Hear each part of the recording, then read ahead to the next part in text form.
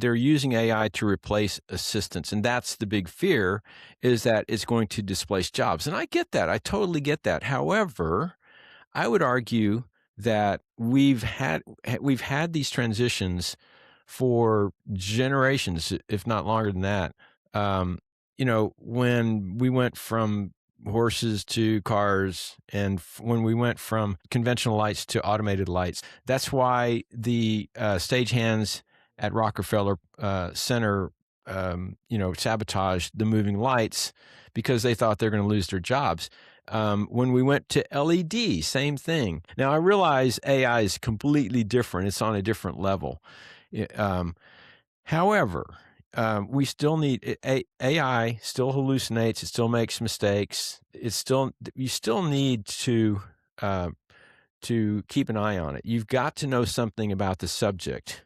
You don't become an expert because you have AI. You're an expert. That means you can use AI as a tool like anything else.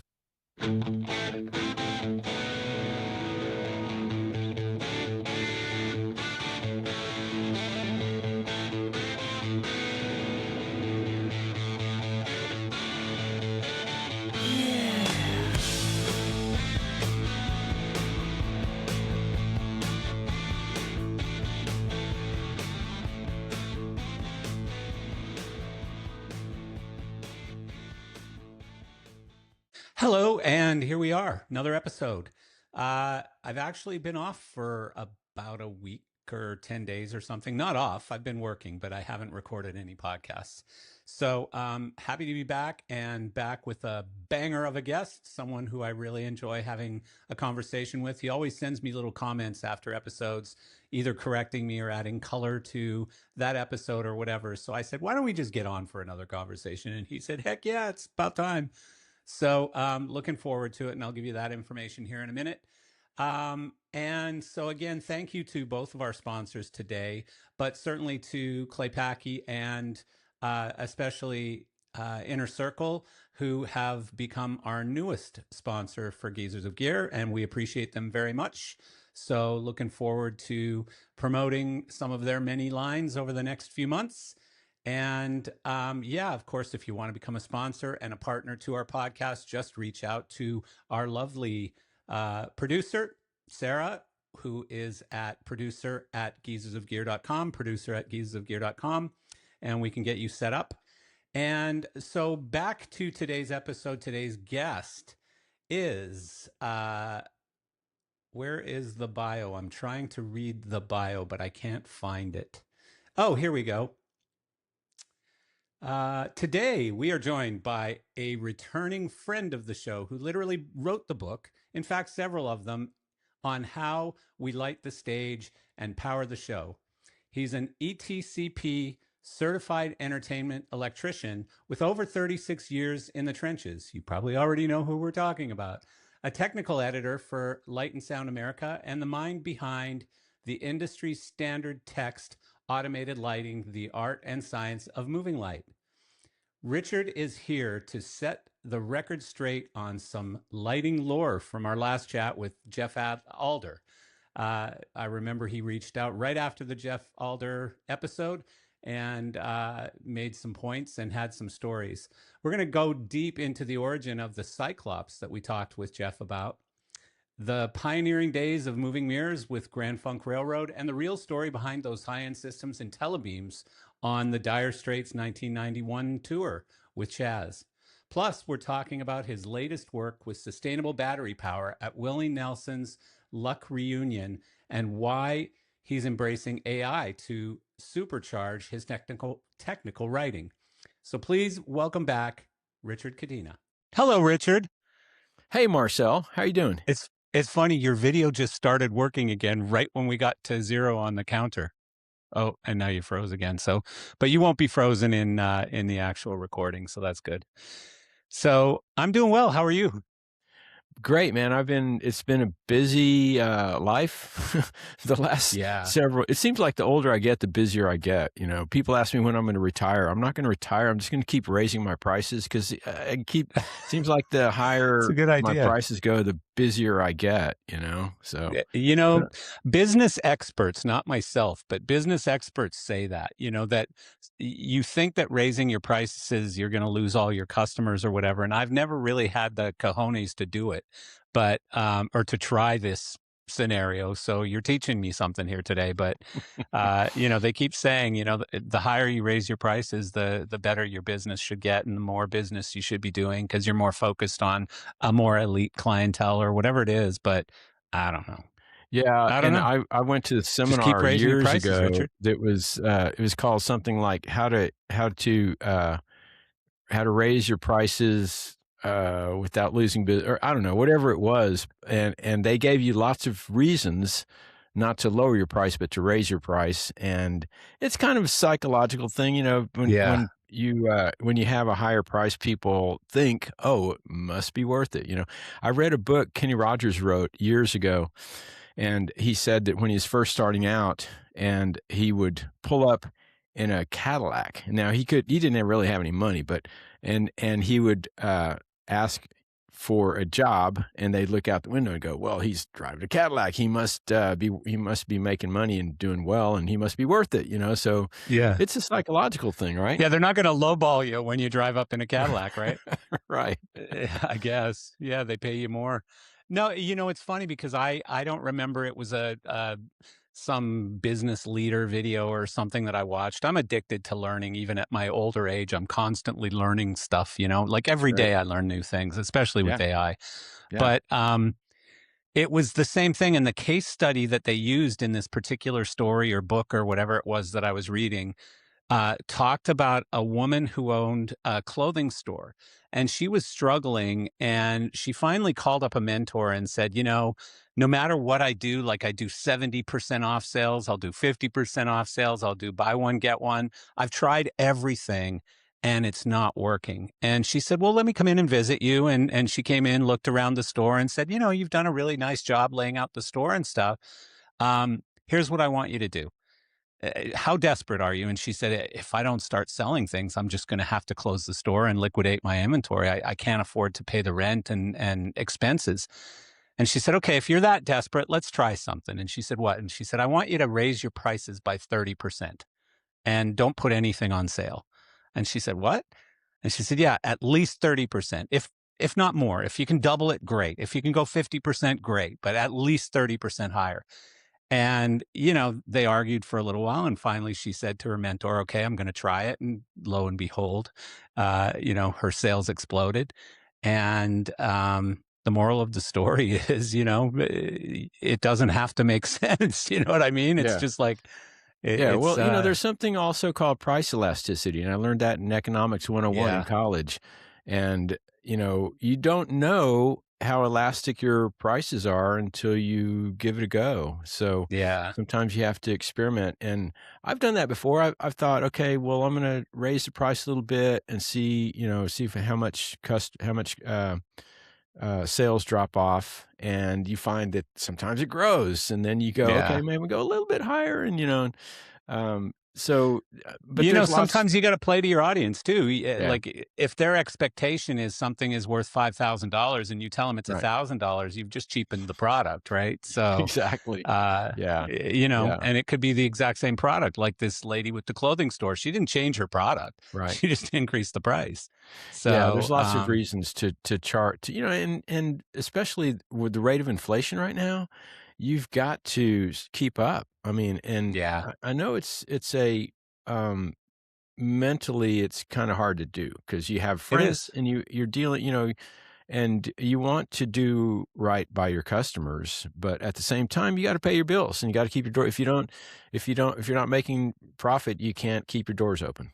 100%. Like doing right by your customers is keeping your business open so you can provide a service to them too, you know. Right. And I Yeah. trust me, I've had that conversation. You know, some of the giants in our industry will beat me down on our rates at Gear Source, which are ridiculously small. And I'm just like, you know, is it good for you if we stay in business and we're able to provide this service to you? And they're like, yeah, of course. But you're, you know, on $100,000 sale, you're making 7 grand. And And I'm like, but on $1,000 sale, I'm making $70, Yeah. and on And not to mention, $100 sale, do the math, man. not to So, mention after sales service. of That's course, a of that's a course. dying art. Yeah, It of takes course. money to have that support. Yeah. Well, and guess what? Even all the credits and tokens you're paying for on AI aren't free either. I got a great story for you when we get into that stuff, the AI stuff. Yeah, I can't wait. But yeah, so it's funny.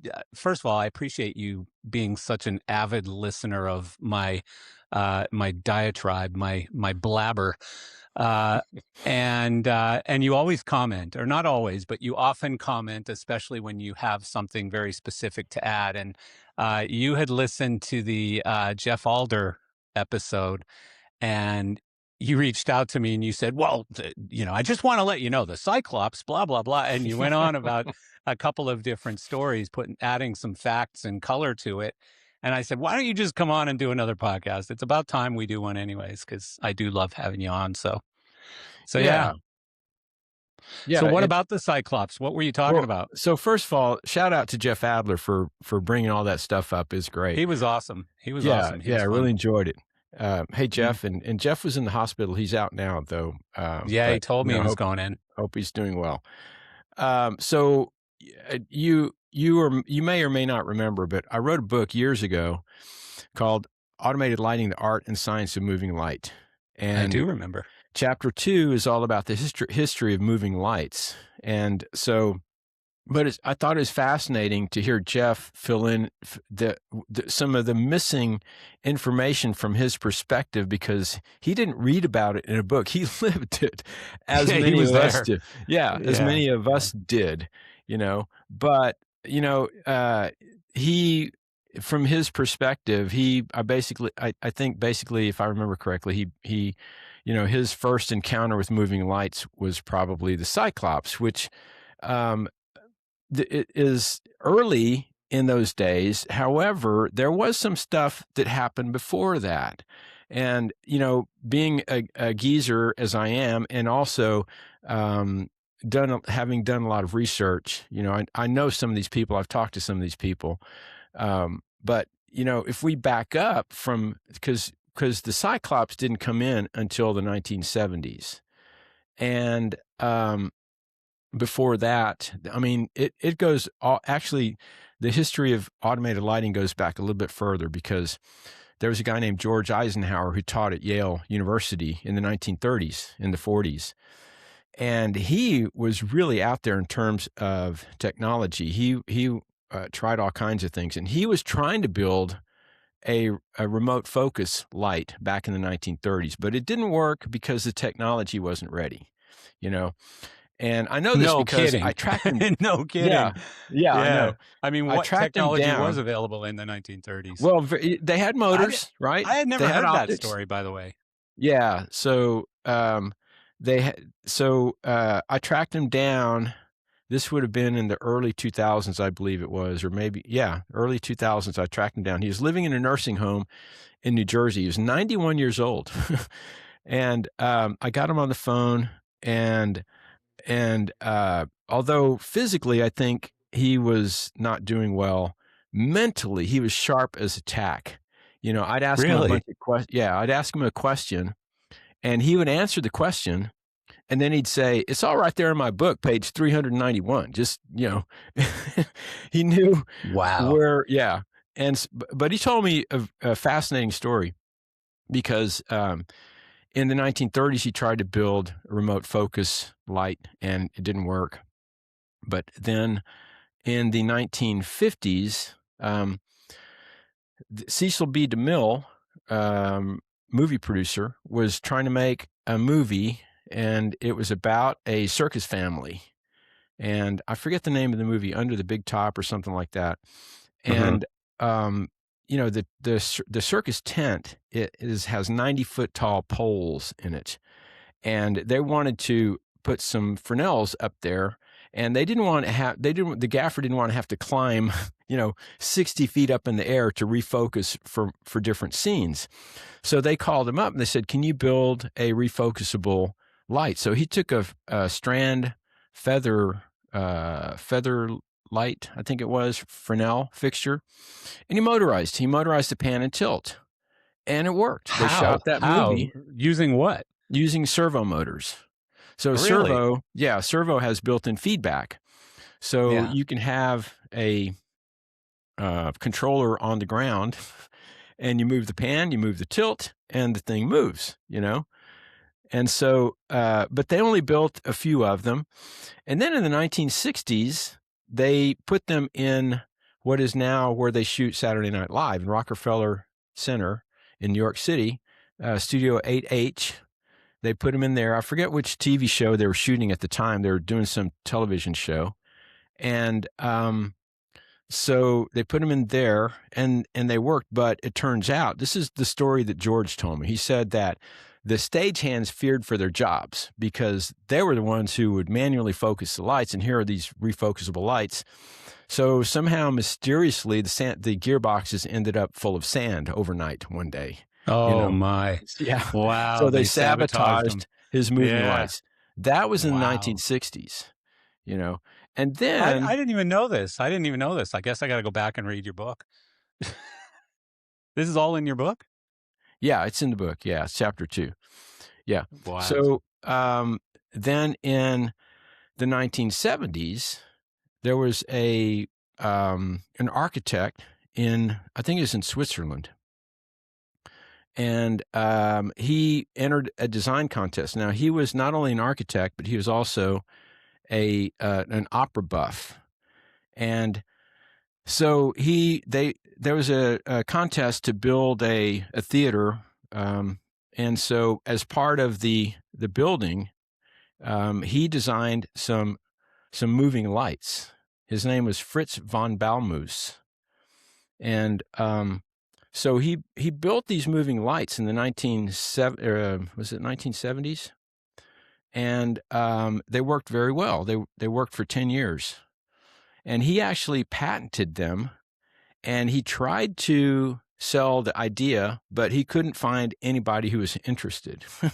So what was that light? Like, what did it look like? What did it do? It panned, it tilted, it had color change, it had remote focus. Thank you for joining me today on another episode of Geese of Gear. Today's podcast is brought to you by our newest sponsor, Inner Circle Distribution and Clay Packy. If you've been in the industry for a while, you already know the Sharpie name. It redefined what a beam fixture could be. Now ICD and Clay Packy have taken that legacy and brought it fully into the modern era. The all-new Ultimo Sharpie keeps the compact form factor that made the original so iconic, but delivers an entirely new level of performance, pushing up to 100,000 lux at 20 meters. And for today's demanding environments, it's built IP66 rated, ready for outdoor shows, festivals, and any condition you can throw at it. Color is no longer a limitation either, with fast CMY mixing replacing traditional color wheels, giving you full flexibility without compromise. Add a built-in frost for softer looks, plus dual rotating prisms for rich layered aerial effects.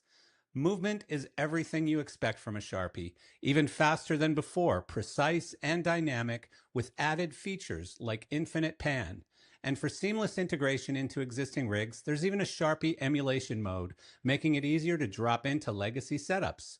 Same icon, completely reimagined.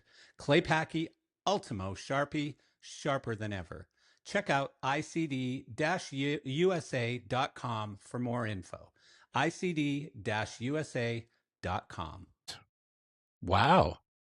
And that's incredible. Yeah. And it was a moving yoke, a moving head? I've never been able to see pictures of it, so I don't know for sure, but I think it was a moving yoke fixture. And what was that one called, Richard? And so he did patent them. And much later on, Michael, oh gosh, I'm going to draw a blank now. He's okay, I'm drawing a blank, but he knew about these lights, and he knew about the patent. I'll think of his name in a moment. He's going to kill me for not remembering his name because I hadn't seen him in a couple of years. But he went over and tracked this guy down. He bought the patent.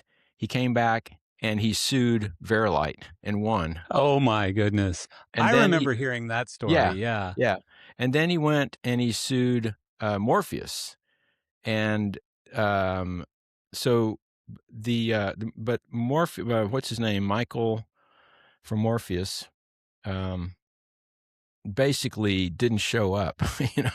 He refused to go to court, so he won by default. Oh, you mean the And Richardsons? yeah, there you go. Oh, Yeah, yeah. Brian Brian. Richardson. Yeah, Yeah. and so he ended up owning the company and ran it for a while. So Jesus. yeah, That's so wild. and the interesting thing to me is the guy whose name I can't think of. This is terrible. Gosh, can we go back and edit this? No, I'm just kidding. But he's a brilliant guy. He did all the research. He went over there and tracked the guy down, bought the patent. He had to, he didn't have a lot of money, so he had to involve some friends and stuff. But he is also a stagehand in New York City. And I'd heard that story for years, and for me, it's kind of hard to believe, Yeah. But I actually met the guy, and I was in New York City one time, and he reached out. He found Oh, you out I mean was. Callahan? Thank you, Michael Callahan. Oh, Yeah. right. All right, now Jeez, let's of start course. over. Couple of Michael knuckleheads we Callahan. are. Yeah, I know, right? Yeah. Anyway, so I met Callahan one year in New York City. I was in New York City, and he found out I was there, probably from Facebook, and he reached out, and we had coffee. And nice guy, brilliant guy, really smart guy. And then I was doing a show there in 2018, I think it was, where I was working the Barclays Center, and I was going. You have to take the elevator up to the follow spot position, So I got in the elevator. I was going to go up, and I think I was setting up the follow spot or something. We were doing an NBA All-Star weekend there, and I got in the elevator, and I pushed the button. Some other people got in the elevator, and I hear this voice behind me go, "Richard?" And I turn around, it's Michael, and I go, "Michael, what are you doing here?" He said, "Oh, I'm a follow spot up here," So That's wild. yeah, so he goes out and still works shows. And, as far as I know, to this day, still out there working shows, That is wild. Yeah. Yeah, yeah. So, yeah, Callahan bought the patent and ended up owning Morpheus. I actually knew that story and had forgotten it probably 20 years ago. So I appreciate you bringing it up, because that's a good reminder of where that all came from. So yeah, there's just so much really rich history leading up to the Verilight years, Well, I didn't know about the guy, what was his name? Eisenhower in the 30s. Oh, Eisenhower. No, the one in the 30s. Yeah, who did George it. Eisenhower. Yeah. Yeah, I never knew about that one. What was the technology that held him back? Just all of it? The fact that probably at the time there were no stepper motors or whatever? So not only did servos? not only did he build moving lights or try to build moving lights, but he also built moving motorized battens, winches, and Wow. and the problem was back then is that the electronics weren't good enough to get enough resolution to accurately stop them in the right place. There's a university in Long Island, and again, I'm going to forget the name of it, but he actually put in motorized battens way back, and I want to say in the 1960s-ish, somewhere around there, or maybe before that. And they worked, except there was one problem, is that you could program them to go up, you could program them to come down. So he tried to program them to, stop waist high, but because the electronics were so bad that they would sometimes crash to the ground, so all these lights would just, get beat up, so they abandoned that idea. Well, years later, this would have been around the 2000s. I actually visited that place, and they had retrofitted some modern winches in there. And so they used all of his, all of the hardware that he put in there. They just modernized electronics, and the thing worked. It worked flawlessly, So, but the big issue was just the resolution. And, if you're trying to pan something and you want to stop it to follow a performer, well, you couldn't get enough accuracy to make it stop where it's supposed to. Right. Right. So it didn't work. And he admitted, he told me, he goes, yeah, it was a failure. It was a flop. He didn't try to hide it or deny it. He owned up to it, So Interesting. yeah. Yeah. And So then, okay, go on. Sorry. no, that's all right. Go ahead. No, I was going to ask you, when did you finally see the Cyclops? Because I know were you already with High End at that time when you saw the Cyclops? Yeah, in the early days of Intellabeam and Cyberlight, I think it was, Stefan Graf, who was the lighting designer for Grand Funk Railroad, actually shipped us a unit. So we had one in the warehouse at High End Systems. Okay. So and it's basically a follow spot with a moving light on the end of it. I mean, sorry, moving mirror on the end of it, Right. But here's the part that that made me reach out, because I believe you asked Jeff what made Stefan want to build these things, and Jeff's like, well, I don't know. Well, I've heard the story both from Jim Fackert, who was Stefan's electrician, and from Stefan. And the story goes that they were touring, and every stop they'd have local follow spot ops, and Stefan would call follow spots over the headsets. And sometimes he had really, really bad follow spot ops, like they couldn't follow his instructions, and he got frustrated. And so he was complaining to Jim Fackert, and Jim had been playing around with motorized, whatever. And he said, man, I just I'm so frustrated because they can't follow my instructions. He goes, well, what if we build a remote follow spot? And Stefan's like, can you do that? He's like, yeah, let's try. So they built these units and they used them, So and how did you control the mirror? I want to say it was a joystick, if I remember correctly. But wouldn't that be hard? Like, because that's what I was thinking, okay, if it was a joystick, like how dodgy would that be, trying to follow a performer on stage with a moving light from, 50, 70 feet away, and a joystick from, front of house. Yeah. I don't think Mark Farner moves around a lot, Yeah, that's true. I could be mistaken, but I get the impression he stands in front of the microphone and plays. So they're micro movements. They're rare and occasional movements. Right. I would think so. Yeah. Yeah. So that's interesting. And as I recall, he only made like 8 of them or something, right? Yeah, there weren't many. I want to say 4, but maybe they built Jeff another. talked about it, but I can't remember what he said. So yeah, 4 or 8, something like that. But I remember it was a small number. Yeah. Yeah, exactly. He didn't get rich from it. No, I don't think he patented or anything, or tried to patent it, or tried, anything like that, or tried to mass produce them, or, he just wanted them for his show, so. Yeah.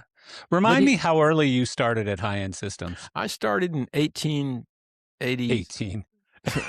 Sorry, You're not quite that old.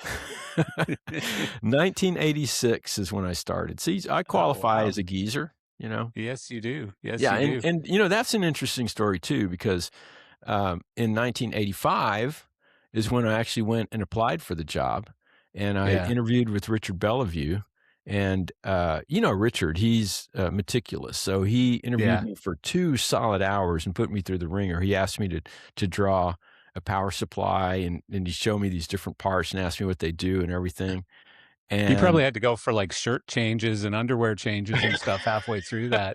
I mean, that had to be pretty intense. With it was intense, beaming down on you. Yeah. But at the end of the 2 hours, he said, "Okay, you have the job." And I said, "Great. Well, but I'm only looking for part-time because I play in a band."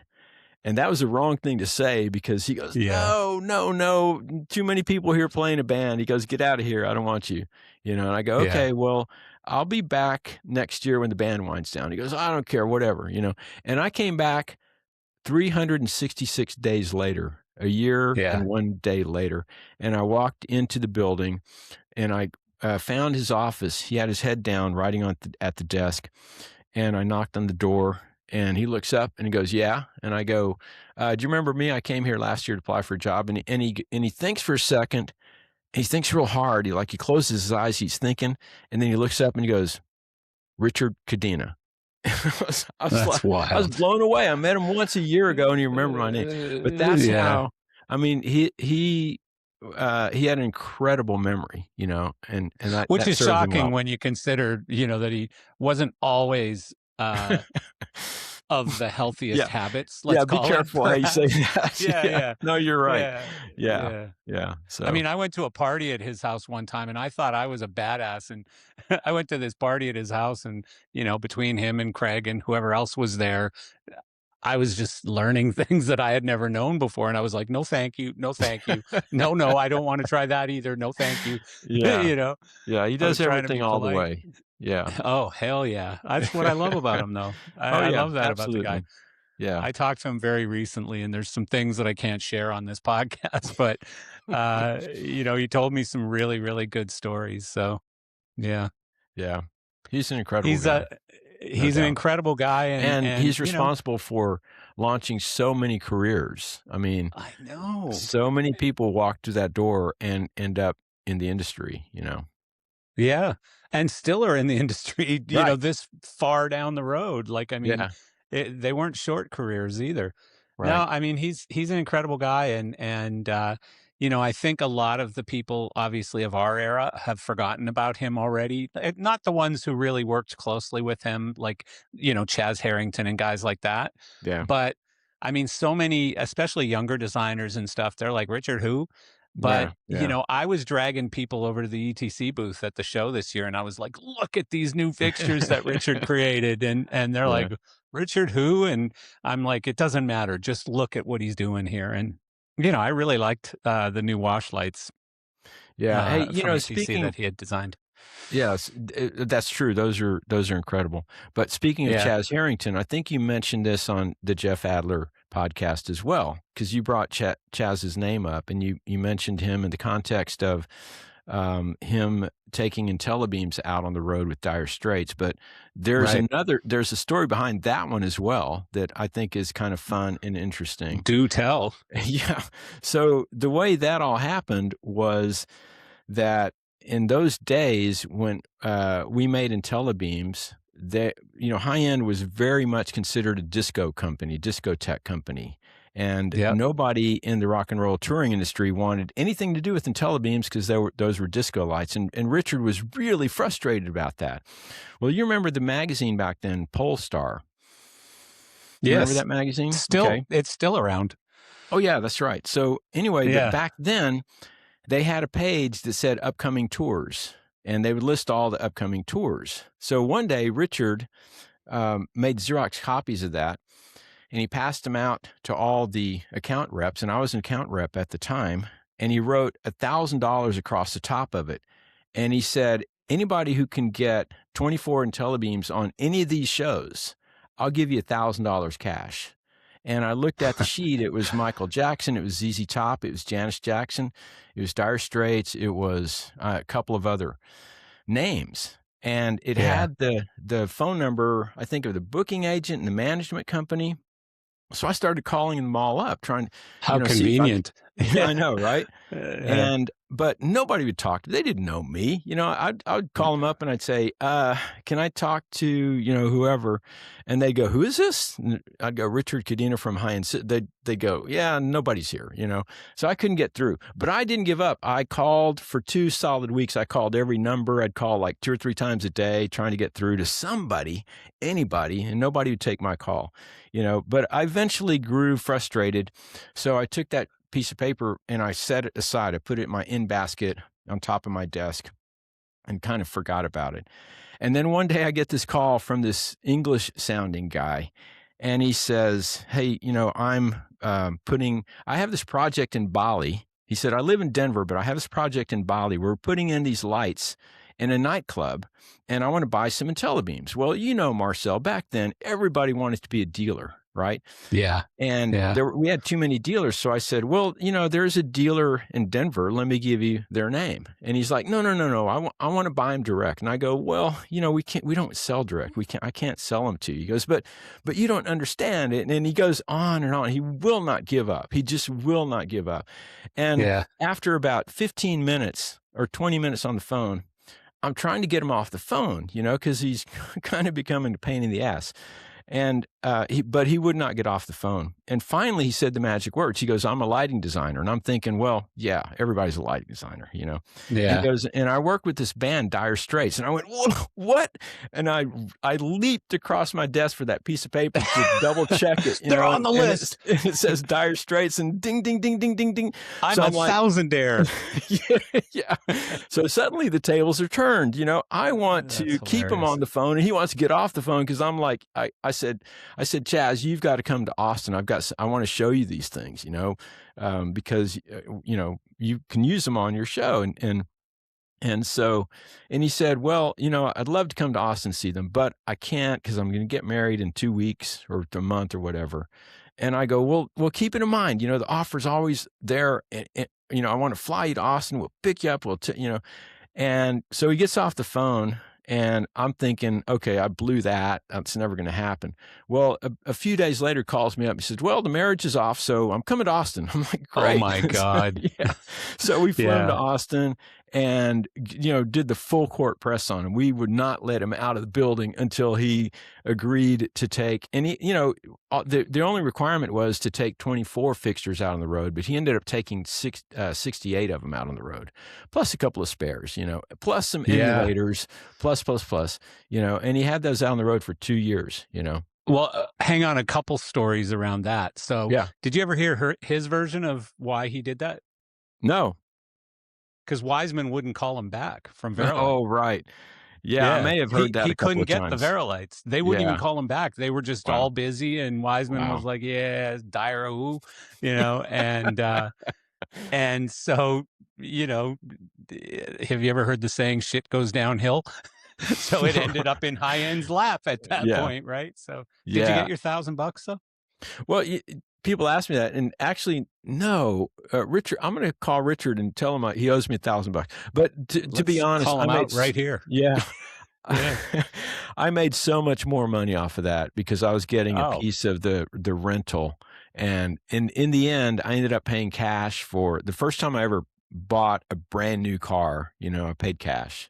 So that was my bonus. Good for you, man. Good for you. Well, I'll tell you what. I mean, obviously, I worked at your competitor, and that changed things for not only for High End and for you, but that changed things for the whole industry because there was such a lockdown on it. Had to be either Verilight or Morpheus, and now all of a sudden the world was accepting moving mirror fixtures, and not even accepting them, like they were speccing them left and right. And, once Upstaging had hundreds of them, and, Vanco had a bunch, and Bash had a bunch, all the big companies were buying tons of Intellabeams, and then eventually Cyberlights.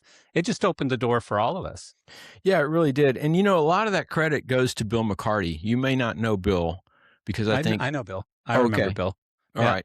Well, what you may or may not know is that Bill was part of that deal with Chaz, that Chaz would take the gear, but Richard insisted that we have a tech out there. Right.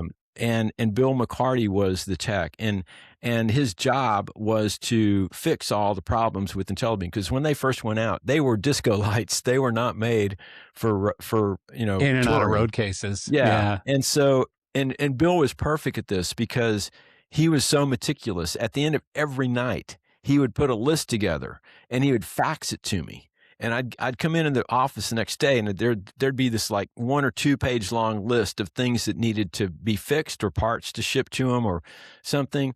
And it was honestly, it was a pain in my ass, but it made the Intellabeam so much better.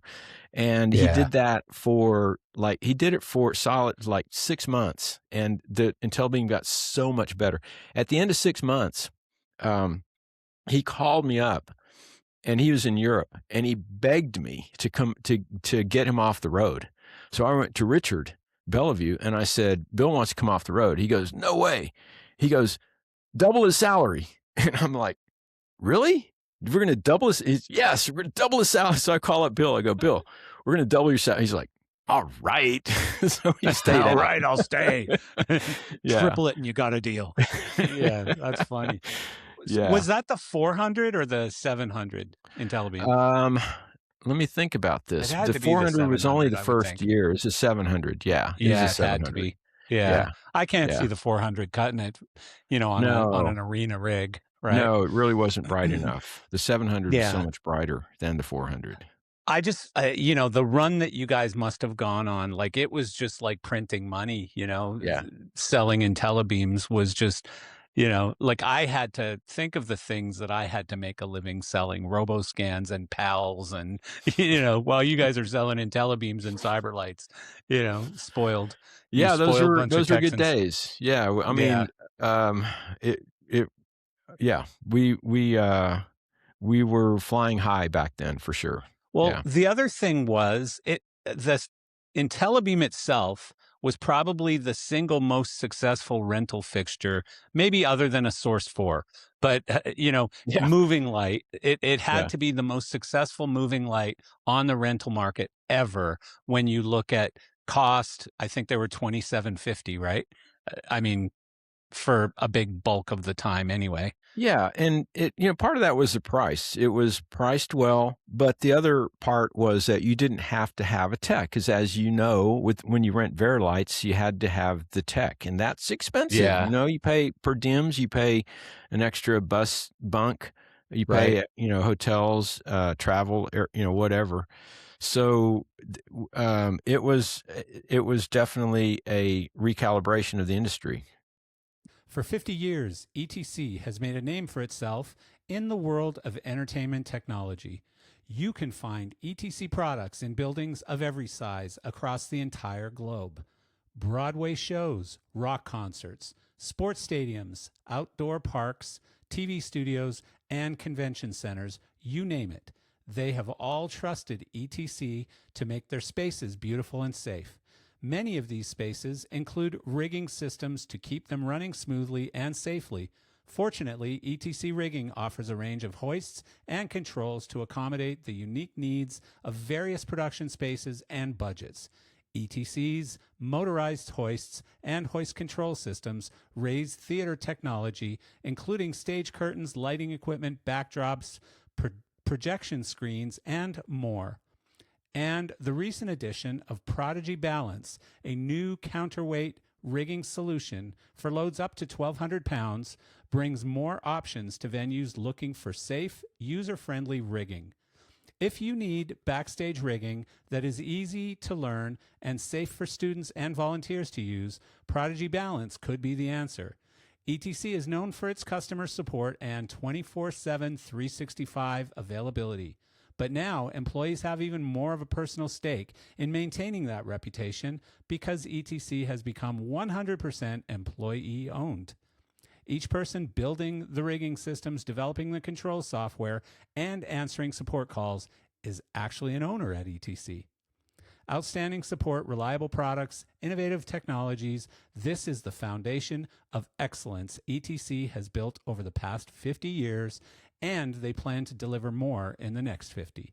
For the latest ETC products and installation news, visit etcconnect.com.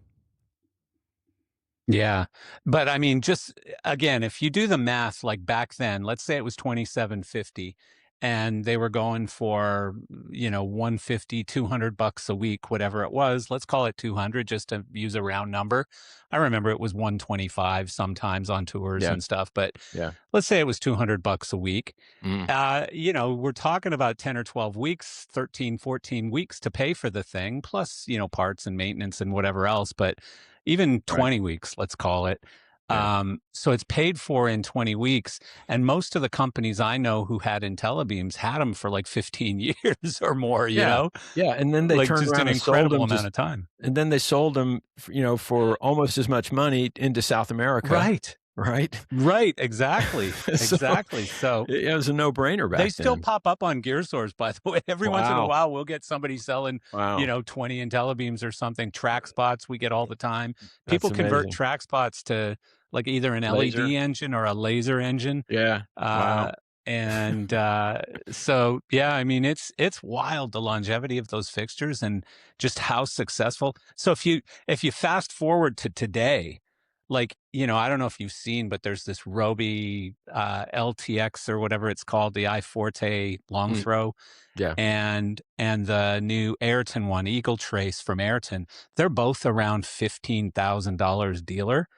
And, you're going to rent them for, a year, maybe 2 years, and then they're not the hot piece anymore.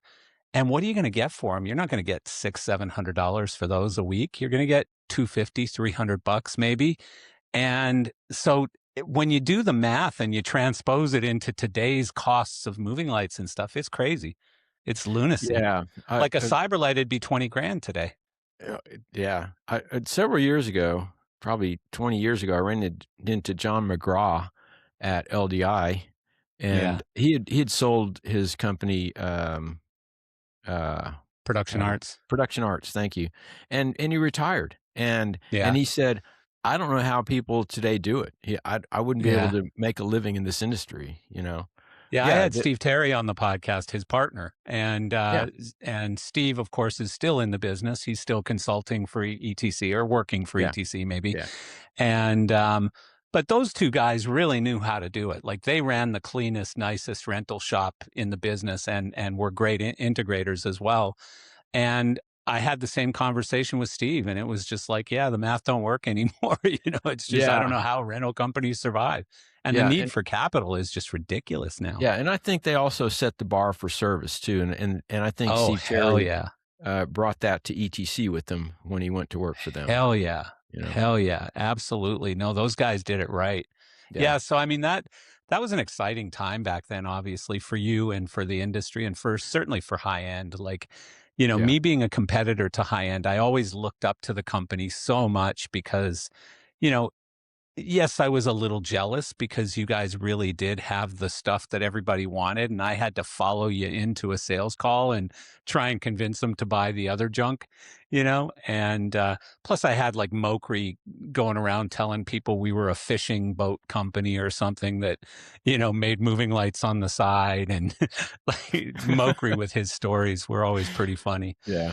Well, Um, it wasn't always easy though because we were doing battle with John Wiseman, and that's yeah, of no easy course. task.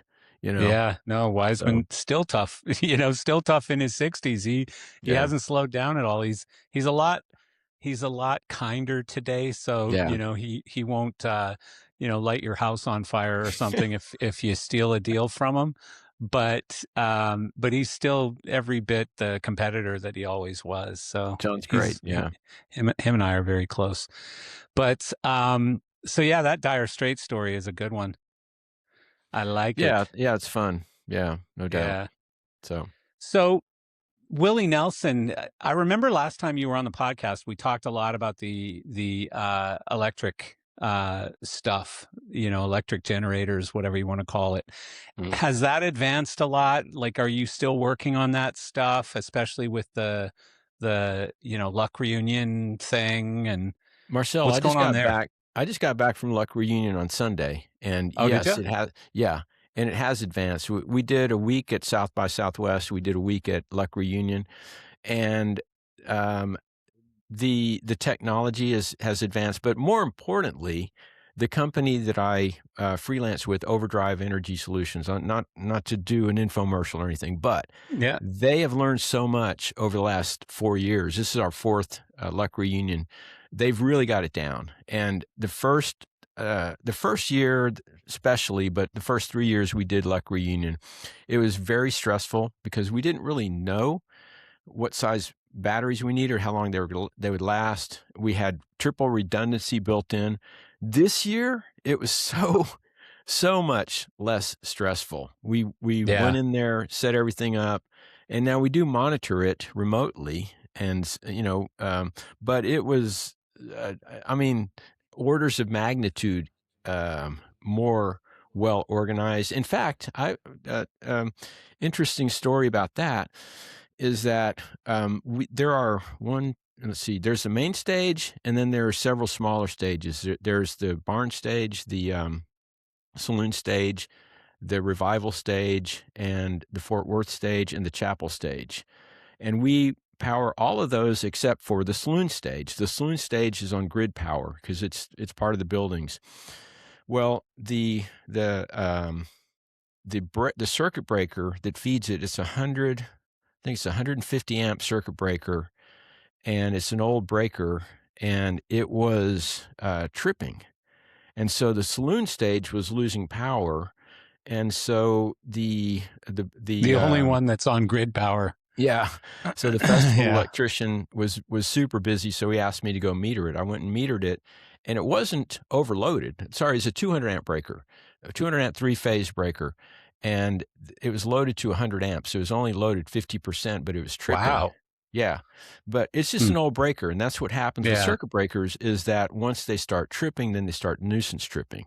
And this circuit breaker, who knows, it could be 40 years old. I don't know. But anyway, the point is that they were doing sound check, getting ready for a show, and the circuit breaker tripped. And so Neil, the owner of the company, went and he got some battery units and brought them in there. And we set it all up. Within 30 minutes, we had that stage going, and it never, ever tripped again. But the cool thing is that, because when you have batteries, you have to think about how much runtime you have and how you're going to recharge them. But what he did is he plugged the batteries into a 20 amp circuit, so they were constantly trickle charging, and that kept the whole system on. So the whole system might be drawing, say, I don't know, 50 amps, say, for example, but between songs, it draws maybe 3 amps because there's enough. So the batteries charge back up at a 20 amp. So overall, it's like net neutral. Exactly. That's what we call a hybridized system. So in a lot of ways, he saved that show in the saloon. And it was just a stack of batteries that was maybe 4 feet tall, and some inverters. That's another stack, maybe 3.5 feet tall. Just very portable equipment that we very quickly shoved in there and set up. We connect a few wires and plug it in, and we're golden. It works flawlessly. You said that you've had a lot less trouble. And I remember we talked at length about this, and I also had a podcast with Neil to talk about it as well. Mm-hmm. So what has improved? Is it your knowledge of how to work with this stuff, or has the battery tech got better? Or is it a little combination of everything? Or the hardware is pretty much exactly the same as it was. The packaging is much better, and the implementation is much better as well. Okay. Plus because they log the data for every show, they have a very good idea of what to expect. Whereas the first time we did it, we didn't know how much energy we need. Yeah. So it's just so much smoother sailing now, and it gets better. Even Elon had to crash a bunch of rockets before becoming, the craziest, aerospace guy ever in the history of space travel. But right. Yeah. So that's cool. That's cool. Yeah. So how are you recharging them now then? Are you using like a big temporary solar farm thing, or? It depends on the circumstances. We like to use solar, and we did use solar at Luck, but not for everything. There's 3 options. One option is solar. That's ideal, but that needs time and it needs space, and it also takes longer to set up. A second option is to charge it off the grid, and depending on where you are, that may be a good option or not. So, for example, in Vermont, 99% of their grid power is from renewables. It's either solar, it's hydro, or it's wind power. But on the other hand, if you're in Kentucky, it's mostly coal-fired electricity. So you want to try to avoid using the grid if you can. So you set up solar. A third option is to use diesel generator. Now you may think, well, what's the point? Because the whole reason we started doing this was to shrink the carbon footprint, most of which comes from diesel generation. Because when you burn diesel, it's very inefficient, and you're spewing out toxins into the air. But what you have to take into consideration is that when you use a diesel generator to charge batteries, you're running the diesel generator at the highest efficiency possible for a short period of time.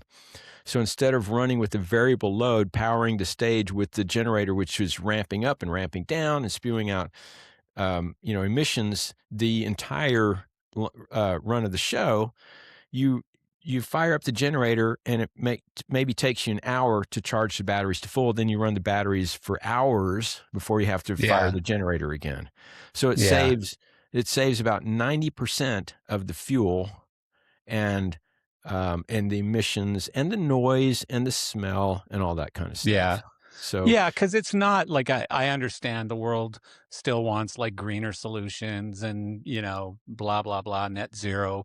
But it's also about the noise and right, just the inconvenience and everything else, yeah. but certainly the noise. Like I hate, being backstage at a show, a festival or something, and it's just like all the Oh, it's generators and annoying. And besides yeah, that, and you're just here's something else that you probably haven't thought about is that batteries are so much more reliable than generators that when we were doing South by Southwest, we went through 3 generators. We had 3 generator failures.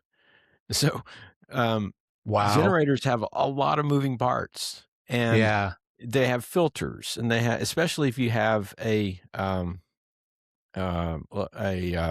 tier 4 generator. Tier 4 is it has a catalytic converter. It has a particle filter. Those particle filters get clogged. They have to be cleaned. If you don't clean them, then it stifles the airflow and the thing will shut down. Stops. Yeah. Yeah. So um, you know it's people think of generators as being reliable, but I'm telling you, man, I've seen a lot of failures lately in generators. Yeah. Are we getting close yet to be able to do like a full tour using battery? Um, it, well, I have to think about that. I mean, sure, it can be done. The question is, can it be done in a way that makes sense? I mean, Coldplay is touring with recycled batteries, and there's lots written on that. Some of it not so flattering. They've been accused of Yeah. greenwashing, but for different reasons. You have to, it's a there's lots of moving parts to that. You have What to is greenwashing? Is it similar to like virtue signaling? Like, look at me, I'm good, I'm nice and yeah. kind to the Yeah, atmosphere or whatever. greenwashing. That's greenwashing. Greenwashing means claiming you have green practices when it may be questionable, and their whole. Yeah. If you read the information, what's unknown is where they're sourcing, because um, they're burning oil or what's the palm oil? I think it is. So it's all about where they're sourcing it and is it really green, so to speak. And there's been Yeah. some issues about that, but and it's been a long time since I've read the article, but you have to. It's a there's a lot of subtleties in there. But at the end of the day, in my view, they're doing what they can. They're trying. They're pioneering, and it's the pioneers who take the arrows, right? Yeah. Yeah. So No kidding. yeah. Yeah. It's funny because it So, reminds me of when I had an LED company.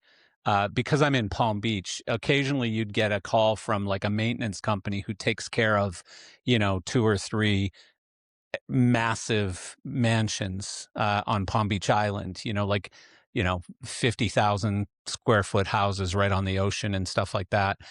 And they'd have us come over and take a look because they wanted to replace landscape lighting because the owner of the home wanted to be green.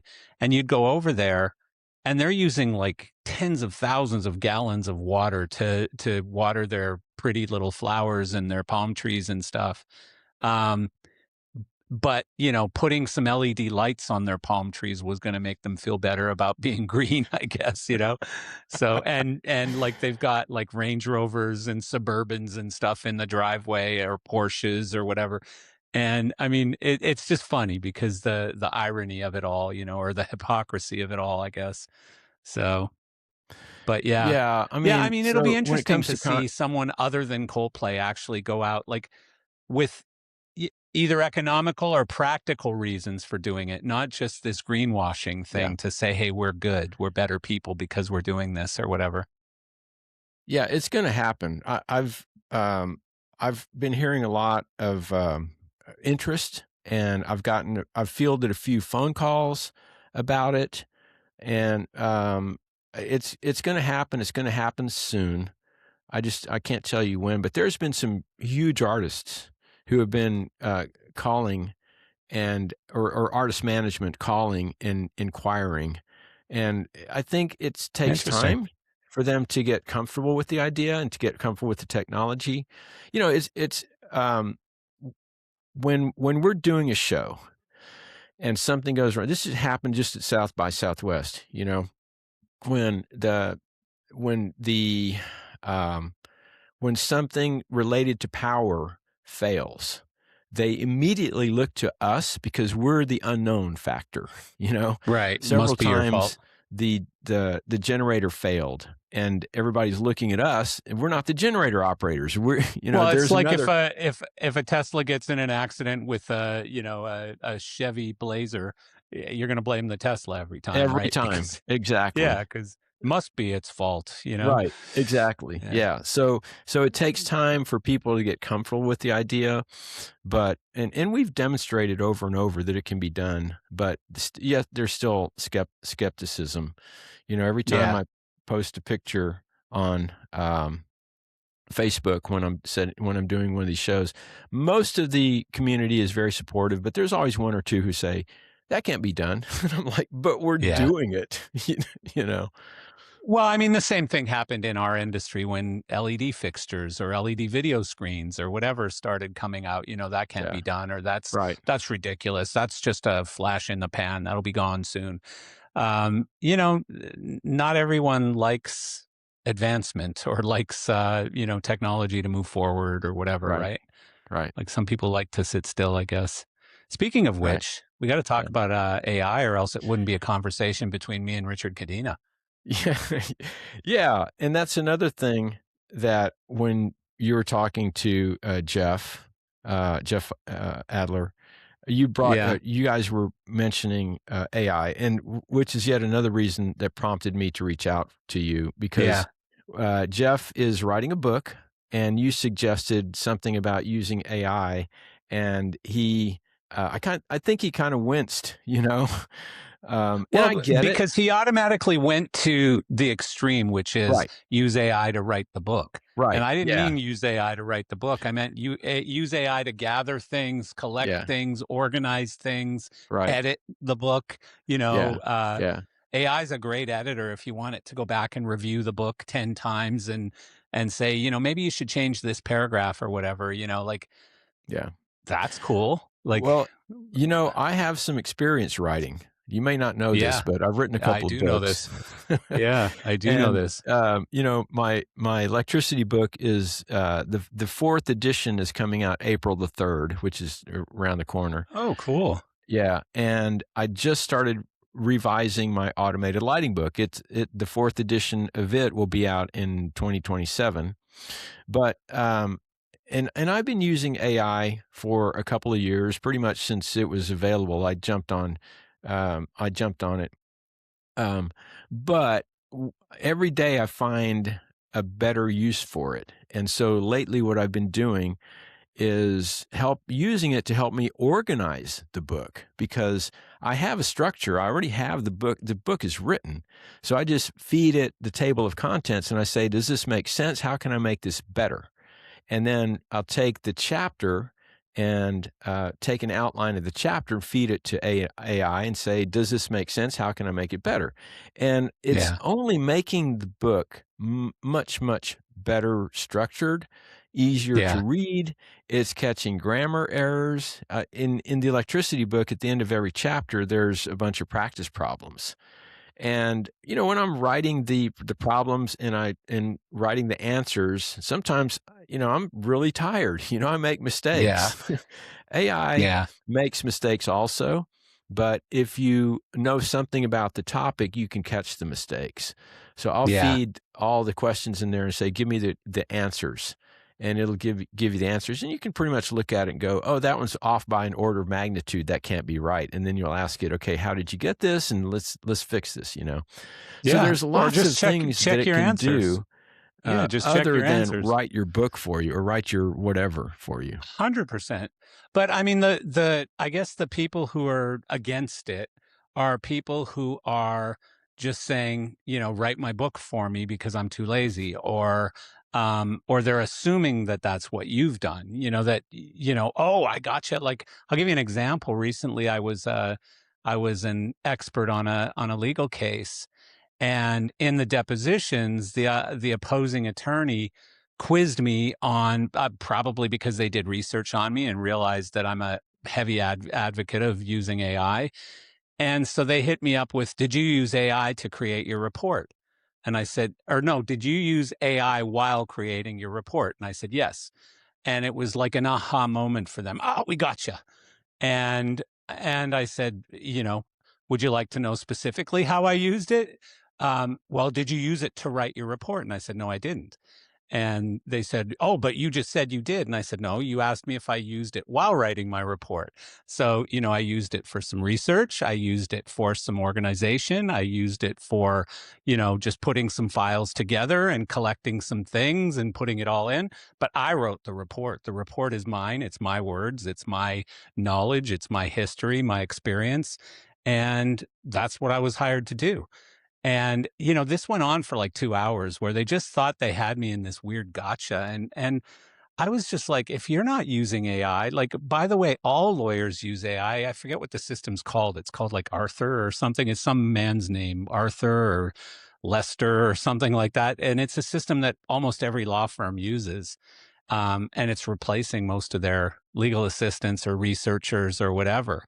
But they're trying to say, gotcha, because an expert is using AI to help organize or structure that information so that he can write his report. So, Yeah, I didn't yeah. know that I assumed that the legal community was using it, but I didn't know about that. But you brought up a point, and that is that they're using AI to replace assistants, and that's the big fear, is that it's going to displace jobs. And I get that. I totally get that. However, I would argue that we've had these transitions for generations, if not longer than that. When we went from horses to cars, and when we went from automated lights, conventional lights to automated lights, people. That's why the stagehands at Rockefeller Center, sabotaged the moving lights because they thought they're going to lose their jobs. When we went to LED, same thing. I had a friend of mine who worked at ABC in New York City, and he was a dimmer tech. And when ABC started replacing their conventionals with LED fixtures, he called me up and he was very concerned that he's going to lose his job. And he'd had this job for years. And he said, I don't know anything about LED. He said, but, I'm going to lose my job. I said, no, you're not. You're not going to lose your job because LEDs break just like dimmers do. They need an LED tech, and it took me a year to convince him. He'd call me every once in a while. And I just kept telling him, you're not going to lose your job. And finally, he called me one day. He goes, yeah, you're right. I'm not going to lose my job. And he's an LED tech now. Now I realize AI is completely different. It's on a different level. However, we still need AI. Still hallucinates. It still makes mistakes. You still need to keep an eye on it. You've got to know something about the subject. You don't become an expert because you have AI. You're an expert. That means you can use AI as a tool like anything else, but you have to just check makes you it a to make better sure expert. it's accurate. So AI doesn't replace me. It just makes me a better expert. But it makes you more efficient. Here's the other thing that I believe in, and it's something that's really, I think, flipped on its head recently. I used to always say in business, and to anybody who asked me, you must be doing really well. You always have such great ideas. And my answer to that is always, ideas are cheap. Execution is hard. Absolutely. Execution is really where it's been at, right? Yeah. Well, I think that's flipped now. I think now Oh yeah. execution is easy because of AI, Hmm. and the idea is what really matters now. So AI is Interesting. not very good at coming up with the original idea and waking me up in the morning and going, Marcel, Right. Marcel, Marcel, you Right. need to build this new business. Yeah. But AI is That's really interesting. good when I go to AI and I say, "Hey, I've got this new idea for a business." And I did it very recently, and I built a Yeah. business in less than a Mm. week, and it's doing Wow. very well now. Wow. And but it was all my idea, and my collaboration with AI got it to happen in record time, and did things that I never could have done by myself, because I would just say, Shazam, make this thing happen. And I want it to look like this and be shaped like this and be this big. And boom, there it was. Right. And there were Yeah. always little imperfections and stuff like Years that. But ago, I had a friend who told me that he invented the Flowbee. You remember the of vacuum course, haircut yeah. thing? The Yeah. Flowbee. My mom made me get a haircut from that when I was a little Yeah. kid. And Yeah. I hated it so much. Yeah. Ah, Mom, I Yeah. don't want that. It's basically like a razor attached to the end of Yeah. a vacuum hose, Well, that's what he so she'd said. He vacuum your hair and Yeah, cut it. right. Yeah, he said he took a vacuum and he stuck some, I don't know, some kind of razor. But of course, he didn't really invent it, because he didn't patent it and get all the money that Ronco made or whatever. But Right. he Yeah. had the idea, so in his mind he invented it. But as Yeah. you said, it's the follow through. He Yeah. might have had the idea. Maybe it was before Ronco did it. But yeah, Yeah. that's a perfect illustration of ideas are cheap. But it's interesting you're saying now it's flipped on its head, and I 100%. could see that. I could see that. Artistry in motion. When it's time to make a moment unforgettable, Artistry in Motion delivers. Since 1994, they've been the go-to source for top-tier confetti and streamer special effects, turning ordinary events into explosive, show-stopping experiences. From concerts and TV production to major sporting events and theme parks, they bring the wow factor with precision and creativity. Whether you need a massive stadium drop or a subtle, picture perfect cascade, they make it happen on time every time. Their team doesn't just supply confetti, they collaborate with show designers, event planners, and production teams to ensure every effect is camera ready and crowd approved. Want to take your next event to the next level? Hit them up at artistryinmotion.com and make memories happen. The power's gone back to people like you and me, Richard. And specifically, here's why. Like, you have a billion ideas. You're like me. You lay awake at night thinking, God, if only, we should do this and we should do this. But you run out of hands. Like, you run out of the ability to get those things done. And because you're a small, solopreneur or whatever you call yourself, but you can't just throw it on really smart people's desks and say, go execute on this thing. Well, now you can. Like, now there's enough tools out there that you can do all kinds of things without having to, employ a bunch of people. Now, is that bad for employment numbers or whatever? It's no different than what you said. When Henry Ford brought out the automobile, and people just wanted faster horses or whatever, bigger, stronger horses. And he came out with a car, and people hated that. Like, people were very angry about that at first. And, this is going to destroy the world. And that happens every time we have huge advancements. Like, where would we be without the internet today? Can you imagine? Oh But that yeah, was one yeah, of the things that people fought hard against. yeah. And yes, it changed things. And yes, some things were better before the internet. Certainly you could get away with a lot more backstage and stuff when there were no cell phone cameras, you know, but, now with the internet, like, everything is public. And is that a bad thing? I don't know. It makes people behave a little better sometimes, I think, or get caught Yeah, when they yeah, don't. absolutely. Yeah, and I'm still finding new uses for AI. The other day, somebody pointed out to me that you can use it instead of Photoshop, and I thought, wow, that's interesting. So I I tried do it it. every day. Okay, I didn't know this, and I took some pictures at Luck Reunion of a band on stage, but there's this railing, this really obnoxious railing there. So I said, remove the railing, and it's gone, and it happens Yeah. very quickly. So now this has implications in my book, because when I want to create an illustration or a photo, I have to go out and I have to get the gear, and I have to, I have to be in the right place at the right time or whatever. But now if I take, I'll give you an example, okay? If I want to illustrate how I'm metering something, and if I just happen to have a picture of me metering something, but the voltage says 0, but I want it to say 120 volts, I can feed it to AI, and I can say, make the display read 120 volts, and it'll do it. Now I don't have to go stage that. It saves me a huge amount of time. I didn't put anybody out of work, because I do No. this stuff myself, Yeah. all the time anyway.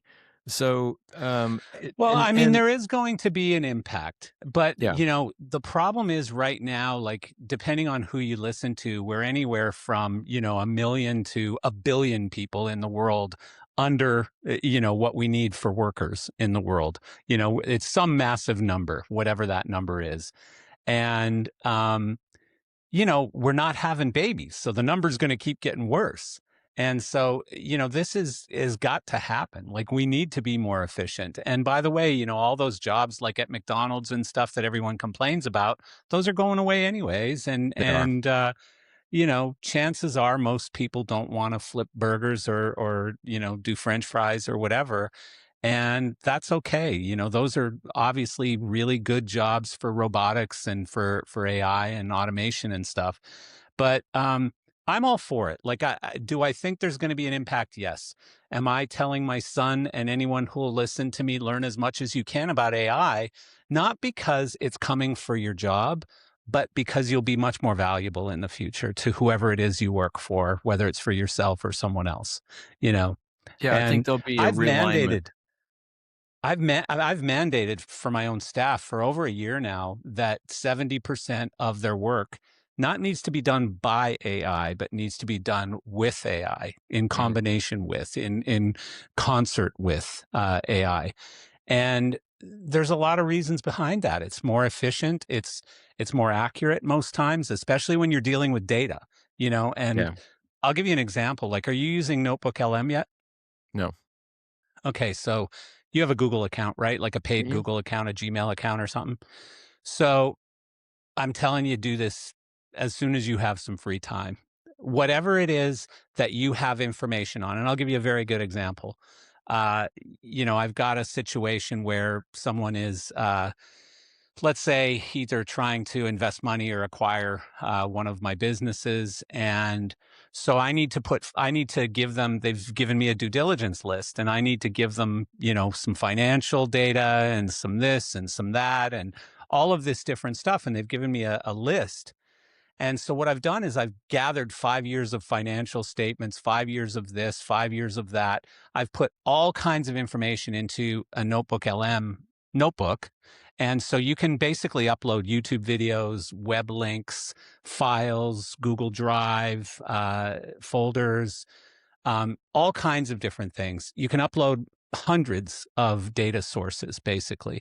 And so for you, for example, you could call it the ETCP code. You could have the code in there, and then you can ask questions from it, or you can create a slide deck from it with very specific commands. Make me a slide deck to teach 12-year-olds about the ETCP code. I don't even know if there is such a thing. I'm just making this up, obviously.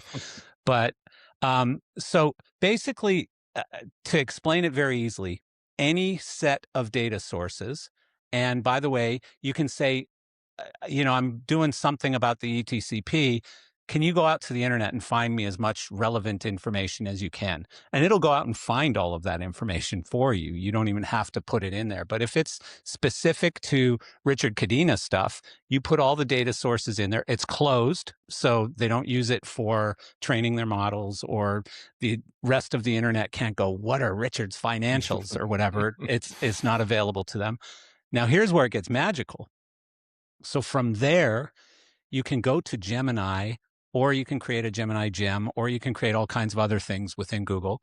But you can go to Gemini And instead of just doing a query like, tell me about the ETCP code or whatever, because I want to teach it to my 12-year-old, you can go there and you can connect that LM, the Google Notebook LM folder that has your 100 data sources. And you can say, using this source, I want you to create an image for whatever, and then I want you to create an agenda for my training today, and I want you to do all these things. So you're using Gemini with that very specific data set, and super useful, super Is that useful. the same as an agent? Are you building an agent then? No, it's not an agent at all. You can, but no, it's really you're using an LLM front end, but you're not using the large language model backend. You're using a backend that you've created. So you've created basically a knowledge base, and then you're Okay. querying that knowledge base from Gemini. Yeah, that sounds a lot like OpenClaw. I just heard about this this morning, No, it's very actually. different. Oh, okay. Oh, really? Okay. Yeah, Yeah. I've been using OpenClaw and other things much like it, and that's entirely different. Like, Yeah. you and I should just nerd out for an hour Yeah. one of these days, and Yeah. I can do some screen shares with you and show you some of the stuff that we've been working on. But That'd be great. Yeah. I mean, the future is a very, very different place. But Yeah. I Yeah. think everyone in our industry should be putting things like show files and Yeah.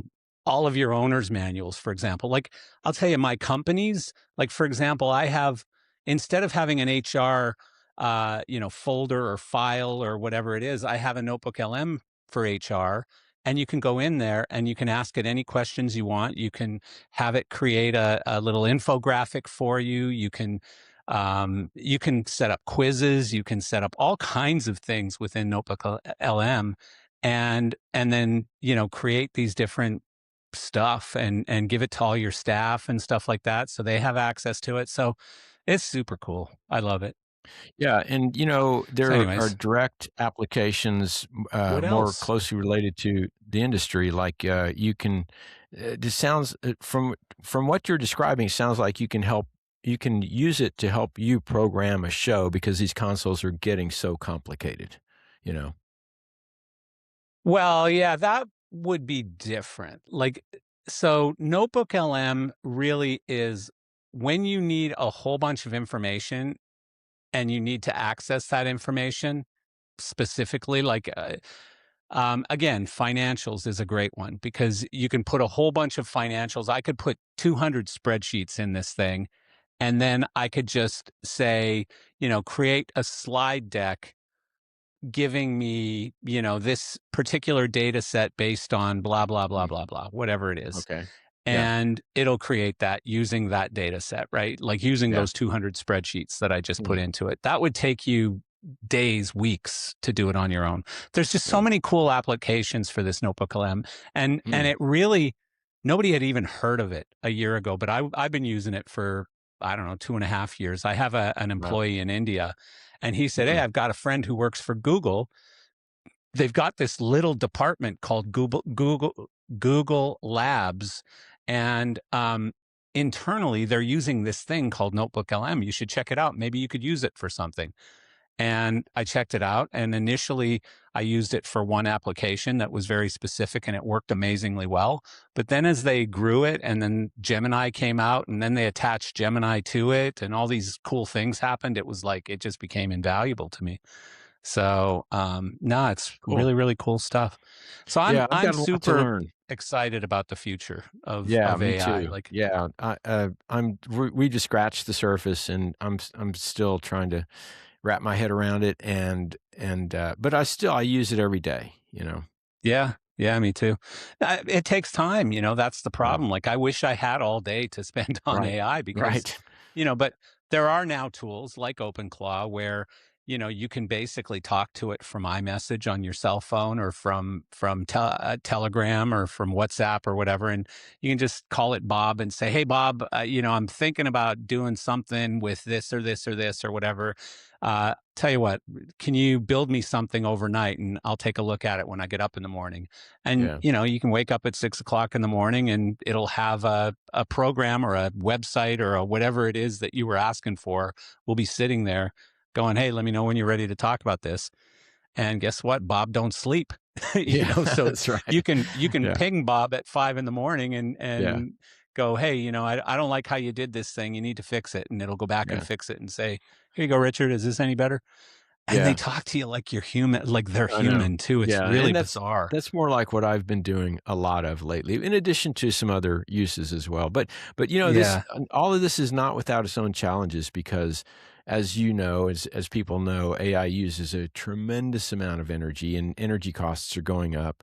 And It's a huge so problem. there's a challenge. We have to rise to the occasion, and we have to solve this problem. And right now, it's only getting worse because of things Yeah. that are going on in the world. But Yeah. Yeah. I'd like to try to stay optimistic, and there Yeah. are solutions. Yeah. There are some better than others, and Well, we'll get there. you know, it's funny because usually the problem is either A, money, or B, compute used to be the biggest problem. Like if you asked these big AI companies a year ago, they would have said compute. Now they'll all say energy, Yeah, because the cost of energy, but yeah, it's even beyond that. It's the mhm, availability of energy. Like there just yeah, isn't enough energy. Like they need megawatts that don't yeah. exist right now. So I Right. can't remember the exact statistics, but I think the one that I read is when we get to AGI, AI alone will be using something like 150% of the energy that we're using in the entire planet Oh my today. gosh! you Wow, know, that's which scary. is why they're going to outer space to Yeah. power these grids and stuff. Right. So Right. yeah, it's wild. It's crazy It is stuff. wild. Yeah, we live in interesting times for sure. Yeah. So are you still busy running around doing all the training? Is that like what keeps you most busy? Okay, so you dropped out for a minute. Can you Uh, repeat that?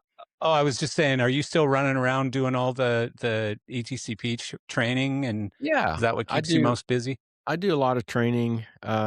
Yeah, it's probably 50% of my time. I'm still writing magazine articles for Lighting Sound America, Lighting Sound International, and Protocol magazines. Still doing the shows, and in fact, I'm on my way out to Coachella next month. We'll be out there doing a lot of solar and battery power. Um, and I also have a lot of classes coming up as well. The next, if I can throw in a pitch, I'm doing a class in Nashville in May. And so if you're interested there, you can go to my website, which is aptxl.com, and look under training. And there's a class in May in Nashville coming up. Thanks for asking. Give me a chance Perfect. to Maybe plug that. if Sarah hears this while she's doing the editing on this podcast, she'll put that link in the show notes. We'll get that link added to the show Go, notes so people can Sarah. sign up. Uh, Yeah, that'd be I know great. your classes always fill up. I know your classes have been super popular, so good for you, man. It's so cool to see what you're Yeah. doing out there. I love it.